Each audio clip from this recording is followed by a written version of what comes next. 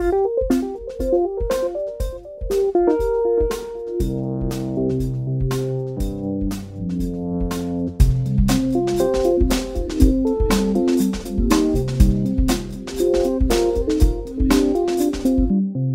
this is Matt Cannon. I'm going to try something a little different today and do a video recording. I want to talk today just about another brief quote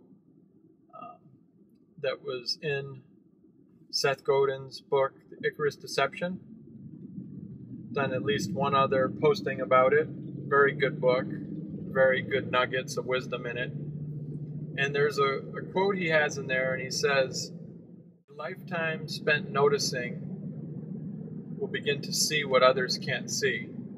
It's something like that. I don't have the exact quote in front of me as I'm driving, but I think it's a key point. I also read an article recently about Steve Jobs and how the power of observation, how he observed things and noticed things that other people didn't notice. And it also makes me think about a book that I really enjoyed, The Noticer by Andy Andrews, and how one of the primary characters in the book, Jones, had the ability to see things that others couldn't see. He would observe things that others couldn't see.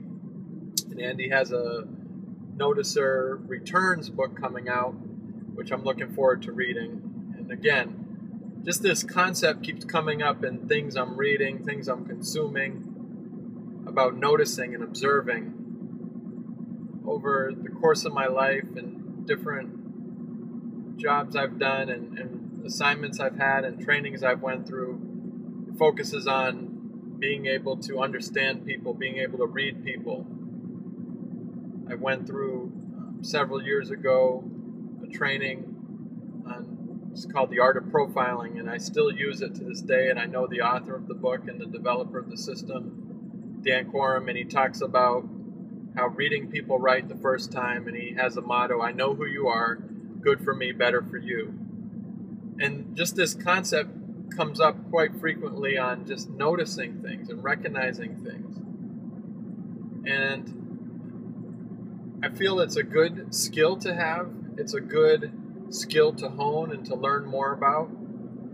Because the more you're aware of your surroundings, the more you see what is unseen by most, the more equipped you're going to be to have an edge and to be able to step into a situation and just see it from a different viewpoint. I think the pitfall most of us have, and I know I have, is familiarity. When we get too familiar and we get too comfortable in a situation or setting, we have a tendency to not recognize things and to not notice things. For that reason, I think it's important to keep our own system on its toes, to observe things from a different view, to purposely get out of ourselves and view it through a new fresh lens and a fresh perspective.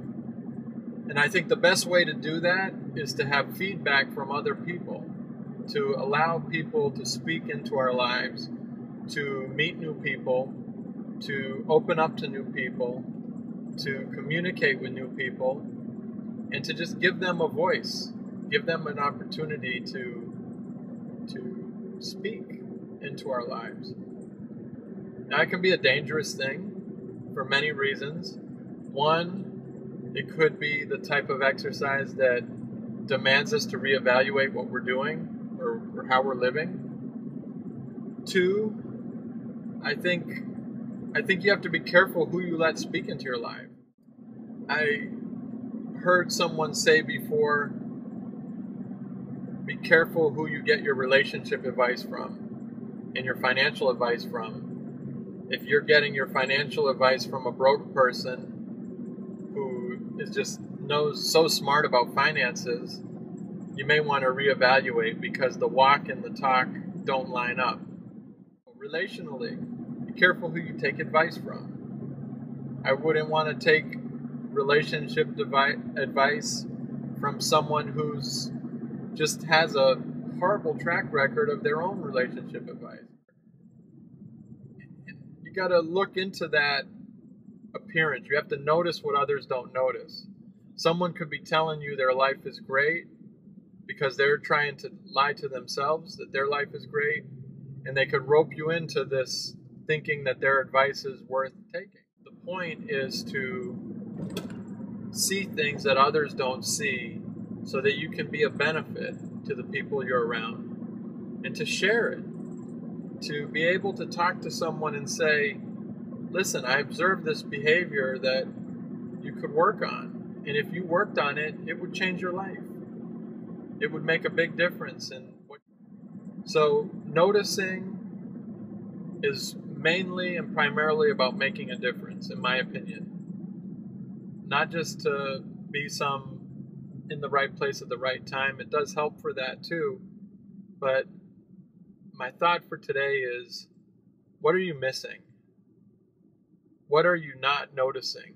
What in your life has been good that you don't see? What in your life has been bad that you're oblivious to? Who are you allowing to talk into your life? Are you allowing positive people, successful people who are doing good things to speak into your life? Or are you allowing just the broke folk that are all around? And when I say broke, I don't just mean financially, I mean emotionally, spiritually, physically, people that are just emptied out and jaded and have a opinion and a view that is their reality but does not have to be your reality. So who are you allowing to speak into your life? I think that's a very good thing to be careful. One of the best ways all of us can have good people speak into our life is choosing what you're reading. As you read good books, as you listen to sermons, as you focus on reading the scriptures, or as you do things that is building you up, you are changing your perspective and your outlook, and you're going to start noticing things that other people don't notice. So be observant. Now, this is the thought of the day. If you enjoyed it, have a wonderful, blessed day.